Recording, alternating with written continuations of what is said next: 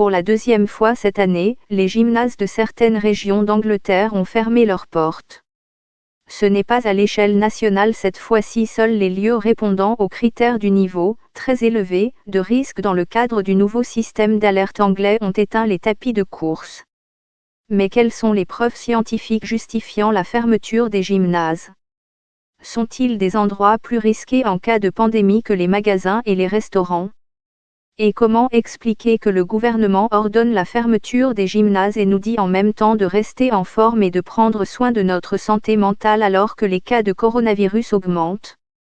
Un propriétaire d'une salle de sport du Merseyside a été condamné à une amende de 1000 livres sterling, environ 720 000 FCFA, après avoir publié sur les réseaux sociaux que sa salle de sport resterait ouverte, non pas pour un gain financier mais davantage pour le bien-être mental et physique de nos membres. Le professeur Jonathan Ball est un expert des virus de l'université de Nottingham. On a tendance à faire de l'exercice assez vigoureusement, ce qui signifie qu'on peut respirer rapidement et assez profondément. Par conséquent, on peut s'attendre à produire potentiellement des gouttelettes ou des aérosols qui pourraient infecter d'autres personnes, dit-il à Newsbeat. Il souligne également qu'il existe de nombreuses parties des équipements que les gens touchent, comme les poignets, avant de toucher leur visage. Le professeur Ball dit qu'une grande partie de ce risque peut être considérablement réduite grâce à des mesures telles qu'une climatisation efficace, le nettoyage régulier, la distance sociale et la désinfection des mains. D'après les données que j'ai vues de Public Health England, il n'est pas évident qu'il existe un risque élevé pour les infections dans l'environnement du gymnase s'ils sont soumis à un examen plus minutieux. Je pense qu'il est important pour le gouvernement et pour les scientifiques d'expliquer les données qui ont conduit à des restrictions supplémentaires. Je pense que le gouvernement et les autorités locales vont chercher des établissements qu'ils peuvent essayer de cibler pour réduire la propagation du virus, sans perdre de vue l'impact économique que cela peut avoir. Nous commençons donc à voir ce que, à première vue, certains pourraient considérer comme des restrictions injustes visant certaines activités, mais les activités dans d'autres secteurs comme les pubs, par exemple, sont autorisées. Mais les impacts économiques sont peut-être considérés comme moins dommageables dans les domaines visés. Mais vous savez, c'est une décision politique.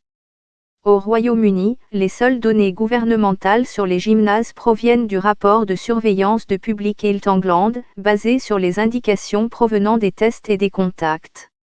Ces données placent les gymnases à 3%, les supermarchés à 12%, les pubs et les bars à 10% et les écoles secondaires à 5% de risque de propagation. Mais ce que signifient ces pourcentages est un peu délicat. La semaine précédant le 11 octobre, 73 561 personnes qui avaient été testées positives au coronavirus devaient rechercher leurs contacts. Parmi ces contacts, 20 776 ont eu lieu pendant les 7 jours précédents. Environ 620 d'entre eux ont déclaré être allés au gymnase. Nous ne savons pas s'ils ont été contaminés au gymnase ou pas, nous savons juste qu'ils ont visité le gymnase. Est-ce beaucoup ?